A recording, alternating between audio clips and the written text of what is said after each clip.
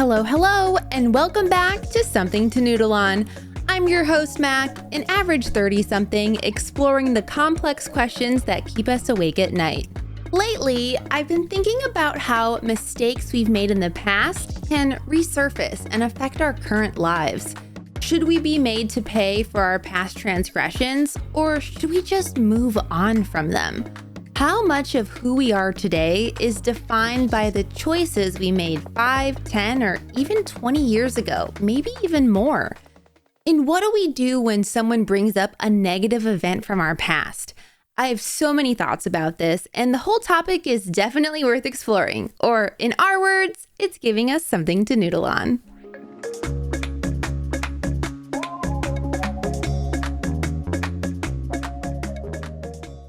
If you're at all familiar with the law, or if you perhaps watch too many legal dramas, you've likely come across the phrase statute of limitations. The statute of limitations basically sets an expiry date for seeking legal action against another person for a perceived crime. For many crimes, once a certain amount of time has passed, there's not much a victim can do if they want to bring charges against another entity. Time ranges vary and are often set according to the severity of the crime. So you might only have 5 years to bring about a malpractice claim, but things like murder and certain felony-level sex offenses may have no limit to the amount of time allowed to pass before bringing up charges. For serious legal offenses, it makes sense to have such guidelines. It's kind of crazy to think about someone pressing charges against someone else because they allegedly stole $100 from them 50 years ago. At the same time, of course, nobody should get away with murder no matter how much time has passed. But what about minor personal offenses? You know, things that someone has done in the past that might not be against the law, but still make us look at them in a different light. Maybe they held problematic views in their younger days or spewed some really hateful stuff on their Xanga blog or live journal back in 2005. How long should we hold celebrities accountable for their bad takes? Or is it really worth it to abandon a friend because you found out they were a really shitty person in college, even though they're nothing like that now? The lines really aren't easy to draw. One thing I think we can all agree on, though, is that while our past experiences have influenced the choices we've made that led us to where we are in the present, those past experiences aren't who we are now. All to say, you are not your past, meaning your history or background doesn't solely define who you are or your future. Sure, sometimes it's important to look at the past to inform the present, but there's a reason why doctors keep records of our medical histories. It seems invasive sometimes, but knowing what ailments you had in the past can help diagnose any current issues. It can also help prevent future problems if your doctor notices certain symptoms in your history that are commonly known to develop into serious conditions. But even our medical history is only a small fraction of who we are. We're not defined by the physical limitations of our body, the numbers of our lab results, or even the long-term treatment our body needs to keep functioning. The same is true of the choices we make, especially as we move further and further away from those choices. Yesterday's one-off decision to blow off our friends to maybe binge watch the latest season of Stranger Things instead of heading out to the club might have a temporary impact on our social invitations for the next few weeks. But we know and accept those consequences before we even boot up Netflix. 20 years from now, if our friends are still holding a grudge over this, I'd say that exposes a flaw in their character, not ours. Plus, how ridiculous would it be to be known as the 50-something who prefers watching TV to getting wasted and dancing out all up on that thing because of something that happened one time 2 decades ago? Of course, blowing off our friends is not nice, but as long as we don't make a habit of it, I think the reasonable response that most of us are going to have is to forgive that trespass and forget it ever even happened. And don't get me wrong, there are some beliefs and behaviors that are much more consequential than choosing TV over your friends. The big four: religion, politics, human rights, and social issues. These are all areas with choices and beliefs that have lasting impact on the world and the people around us. And these are the kinds of mistakes that people are being punished for years after the perceived offense. But one thing to consider about this is that younger versions of ourselves likely don't have all the facts or know what sources to get correct information from. We're still learning, still growing, and yes, still making mistakes. Perhaps that's worthy of at least some measure of grace. Think about how we acquire knowledge, especially from a young age. We're taught basic principles, just enough to get an idea of the subject matter, but nothing too advanced. And as we progress through the subject, we're taught more and more, and everything layers on top of what we've already learned. You have to know how to add and subtract before you can multiply and divide. And you have to understand all of this and even more before you can dive into algebra, geometry, and beyond. Imagine if we just started at calculus. We'd be lost. And not to be too dramatic, but I think I would shrivel up and die if I had to learn calculus in elementary school. Anyway, something else that happens as we acquire knowledge. We find out that so many of the rules we were taught in the beginning have exceptions. The English language is a really good example of this. We learn that A, E, I, O, and U are the 5 vowels on repetition over and over until we know them by heart. And then when we start learning more advanced words, they add on a sometimes Y, like how the first Y in yesterday acts as a consonant, but the second acts as a vowel. Or how about the I before E except after C rule? It doesn't take long for that to break down either. And just for the record, Merriam-Webster's online word finder engine reveals over 3,000 exceptions to this rule. We can apply this to more advanced concepts too. Religion, for example. Children who attend Sunday school at Protestant churches are often taught cute, kid-friendly versions of Bible stories, like Noah leading animals to the ark 2 by 2.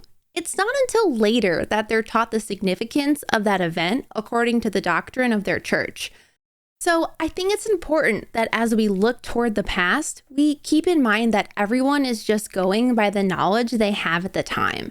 We can't expect people to make decisions based on facts or ideas that are unknown to them. Your average 5-year-old in that Sunday school lesson about Noah and the ark can probably recognize the word cat, count that there are 2 of them, and tell you why that guy with them is named Noah. But they likely can't read or spell jaguar, multiply the total number of animals on the ark, or explain why the ark was built to save all but a few from divine punishment. Yes, we should all be attempting to keep ourselves educated about what's going on in the world, but we should always be striving to learn more and more and to understand the cause and effect of every choice we make. We need to look beyond our immediate surroundings, consider as many sides of every story as we can, and locate every piece of the puzzle so we can have a full picture. But wisdom, as they say, comes with age. It takes time to gather information, and learning is a lifelong event. We learn and grow from our mistakes so we can make choices that set us on a better path. Making mistakes is an essential part of the learning process. There are few people out there who've gone all the way through school achieving 100% on every homework assignment and exam. Humans simply aren't perfect, but mistakes only work for us if we're accepting that we've made mistakes, then correcting them, and then preventing those mistakes in the future. Now, I'm not saying we should go out and make huge mistakes just so we can learn something from the process, especially not when it comes to those big 4 areas. Certainly, we can learn from the mistakes of others in this regard. But what I am saying is that the only people who understand as much about the effects of bullying as the people who have been bullied are the bullies themselves. And when those bullies come to realize how their negative behavior has affected the people around them, the ones who have truly learned from their misbehavior are the ones who feel remorse or guilt, who then attempt to right their wrongs, and who then choose to walk forward on a better path. Chances are, when you uncover a negative behavior, a lapse in good judgment, or a poor decision in someone's past, they've already dealt with the consequences of their choices and have pivoted toward a better direction. That's why it's such a surprise sometimes when we find out that good people have done bad things. They're not still making those same bad decisions, and they're not the same people who made those mistakes all those years ago. Perhaps it's a bit unreasonable to expect perfection from the people we look up to. Everyone makes mistakes, and we're only human. Being on top of one's field doesn't make someone faultless, no matter how visible or recognizable they are. Celebrities, politicians, even subject matter experts turned content creators all have carefully crafted public images, and yet still stumble from time to time. Even having all the facts doesn't save us from errors. Ask your friend who has been doing computer programming and coding for years how often they make syntax errors that break their code. Or ask your accountant why they still fill out workbooks in pencil instead of pen, or why they use really strong computer software to keep digital records and perform calculations. Even the experts still make mistakes. Their expertise helps them locate and correct those errors. Sometimes, no matter how much we prepare, we forget something significant. Broadway actors forget their lines even months after rehearsal. Professional athletes forget how to run their plays. Even Taylor Swift forgets the lyrics to her own songs on occasion. Sometimes it's not even our own fault. It's so easy to misinterpret information, especially in the digital age, where we're often swayed by outside influence and fall victim to harmful propaganda. If all you hear when growing up is that a certain group of people with a particular quality are evil, with zero dissenting voices around you, it's almost a certainty that you're going to believe the same thing. That's what you've always been told, so it must be true, right? That's what the people you look up tell you, so you don't question the truth because you've never been taught to. This is why I say echo chambers are so harmful. If you don't surround yourself with people that have other views than your own, you'll never learn what other people are actually going through on a day-to-day basis. You'll only believe what you're being told from sources who have their own bias. And that's what so many people are hoping for when they're trying to persuade you one way or another. The misinformation and disinformation machines are always churning. It's easy to fall victim to them. So how are we non-experts, especially those of us who are still young and impressionable, as we try to figure out where we fit in the grand scheme of things, supposed to be perfect when even the experts slip up and fall? And there's always someone trying to shift our beliefs and behaviors to match their own. But most importantly, if being prone to mistakes is an inevitable trait that binds all of humanity, then why should we be defined by the mistakes we've made? Especially if we're different people from who we were when we made those mistakes in the first place.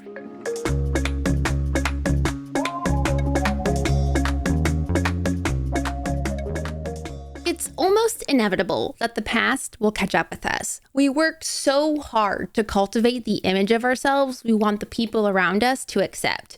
But it seems like no matter how hard we try to separate ourselves from our negative past behaviors, those dark moments are still lurking around every corner, just waiting for someone to discover them and set them loose on the world. And for as much as we talk about moving on from our mistakes, the really bad ones stick with us in the form of lasting guilt coupled with the anxiety of having our past transgressions revealed for all to see. And the fact of the matter is, most of the big mistakes we've made can never be truly hidden because they almost certainly involve another person in some way. They are either victims or witnesses of our bad behavior, which can make it sometimes impossible to correct if the haters from the sidelines keep reminding those around you of your past actions. This reminds me of a story about one of my LARP friends who I won't name for their own privacy, but they have constantly gotten a no vote for an award that they certainly qualify for and deserve. The reason? My friend, when they were younger, had a reputation of having a bad attitude and poor communication skills. But that was 15 years ago. Any 20-year-old is going to be annoying. They are adults newly released into a world without the structure of school, people who are just finding themselves and where they belong. Of course, they're going to be annoying little shits. Would you want to hang out with your 21-year-old self? Probably not. But now that my friend is 37, they are still being judged for who they were when they were younger, even though they aren't even close to being that person now. It's just those few people on the sidelines that whisper in the ears of others, "Remember when?" Okay, so when confronted with our past mistakes, should we double down, apologize, or find some way to reason with those around us who might be upset with the poor choices that we've made? When our past mistakes come back up, there's no instruction manual that tells us what the right response is supposed to be. And I think that's part of what makes these moments so uncomfortable. We're forced to react in real time, often while feeling exposed, embarrassed, or even attacked. Do we stand our ground and defend the person we were back then, even if we don't fully agree with that version of ourselves anymore? Or do we immediately apologize, hoping that acknowledging the mistake will somehow make this whole thing disappear faster? And even apologies are complicated. There's a difference between saying, "I'm sorry," because we genuinely understand the harm we caused, and saying, "I'm sorry," because we want the conversation to end. People can usually tell the difference too. So then we might try to add context, explaining where we were in life, what we knew at the time, or what influenced our thinking back then. But at what point does context become an excuse? And at what point does explaining ourselves start to sound like we're just minimizing the damage? There's also the temptation to double down, to say, "That's just who I was," or "I don't see it that way anymore, but I'm not going to apologize for it." Sometimes that comes from a place of self-preservation. Other times it's rooted in the fear that if we admit we were wrong once, people will assume we're still wrong now. But digging in on our heels can just as easily reinforce the worst assumptions others have about us, even if those assumptions no longer reflect who we are. So we're left walking this tightrope between accountability and self-respect. We want to acknowledge our mistakes without letting them define us forever. We want to show growth without begging for forgiveness. And maybe the real question isn't which response is correct, but whether there is even a universally correct response at all. Maybe every situation demands something slightly different. Different people, different harms, different levels of trust already in place. And that certainly, never really knowing if we're handling it in the right way is often the hardest part to sit with.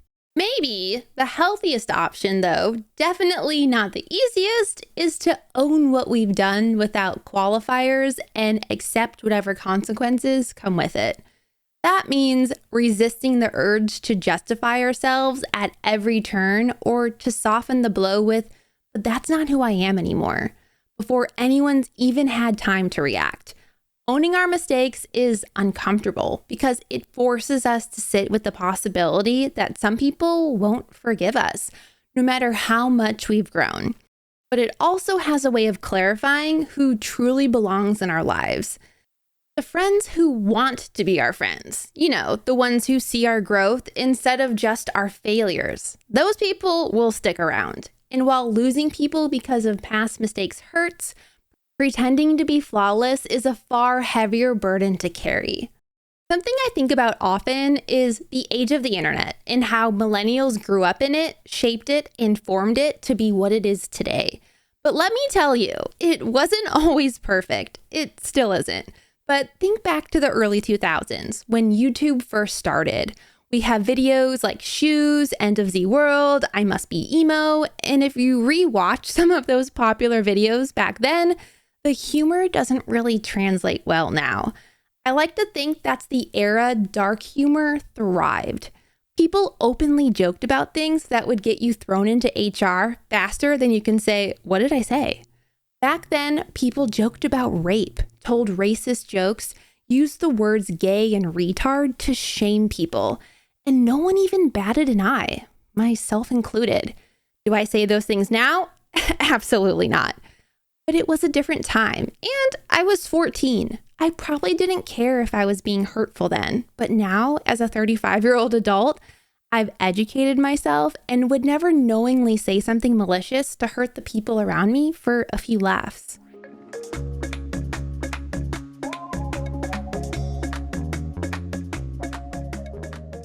arguably, the hardest part of this whole conversation isn't how we deal with our past, but how we respond when someone else's past comes into question. When we discover that a person we admire, respect, or even love has done something harmful or offensive before we knew them, we're suddenly put in a position of judge and jury. Do we allow space for growth and forgiveness, or do we believe that certain actions permanently disqualify someone from our support?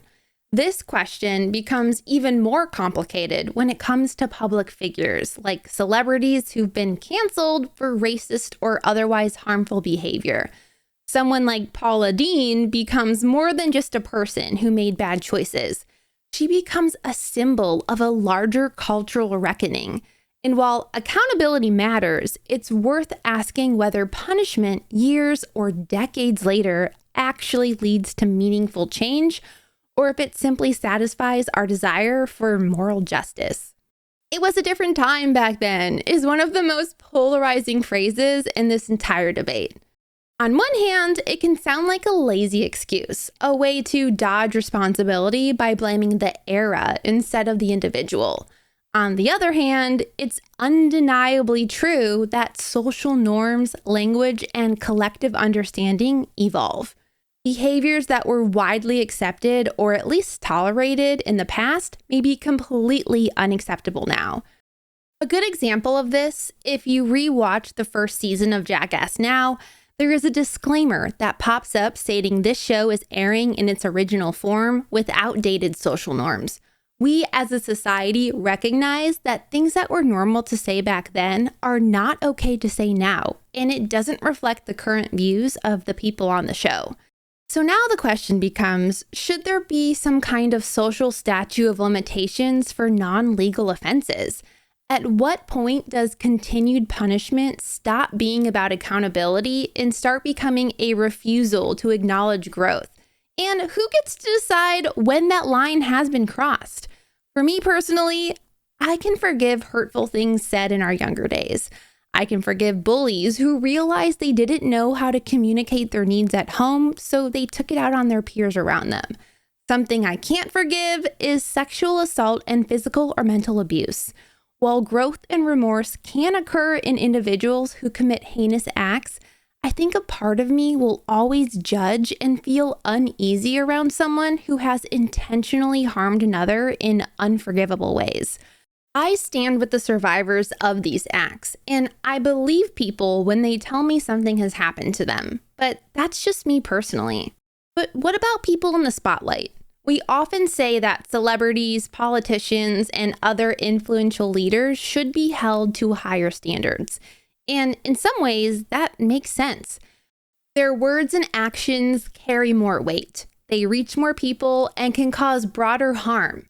But there's an uncomfortable contradiction there too. If we demand moral perfection from the people in the spotlight while allowing ourselves grace for ignorance, immaturity, or growth, are we being fair or just convenient? It's worth asking whether higher standards should mean harsher punishment or simply greater responsibility to acknowledge harm and demonstrate real change. Because if we expect leaders to evolve and do better, we also have to believe that evolution is actually possible. So with the role of social media in uncovering some of our past hot takes, is the best social media practice maybe to not share our thoughts and instead only post things that won't come back around to bite us in the ass? I think we've all come to accept the fact that once something is out there on the internet, it's out there forever. With so many ways to share images or photos, the number of instances of a particular piece of content can grow is exponentially in just a short amount of time. Even if you delete something, there's no way to know if someone took a screenshot beforehand to show fellow coworkers or friends. If something catches fire, there's no stopping it, no matter how much you try to control the spread. Even things that don't go viral still sit on web servers, accessible years later by anyone with the time and patience to uncover it. The more important you are, the more likely there is someone who is willing to dig deep to uncover all your dirt. This is especially true of social media platforms that are designed to present a timeline of your life, such as Facebook or X, formerly known as Twitter. You might not remember posting about your late night fried chicken and Astroglide escapade in 2006, but Facebook does, and it always brings the receipts. In light of this, it might be in our best interest to limit what we share on social media. I think most of the people in my age group have naturally already started to do this, but back when Facebook first popped up, we were sharing every little thought that popped into our heads. Before that, it was aim away statuses, but surely records of those no longer exist, right? Anyway, yes, limiting is a good habit to get into, but we could also take it a step further and completely scrub our social media history if we wanted to. Even if nothing we posted was ever problematic, some of it is just downright embarrassing. Like everything we ever posted during that whole Team Jacob and Team Edward era. But then again, should we really have to? Should the fear of repercussion decades down the road decide how truthfully and how openly we present ourselves today? That's what we've been discussing here after all. With that, I hope this episode gave you something to noodle on, whether it be reflecting on some of the things you posted on your old MySpace page or Facebook account, or recalling certain things you said when you were younger.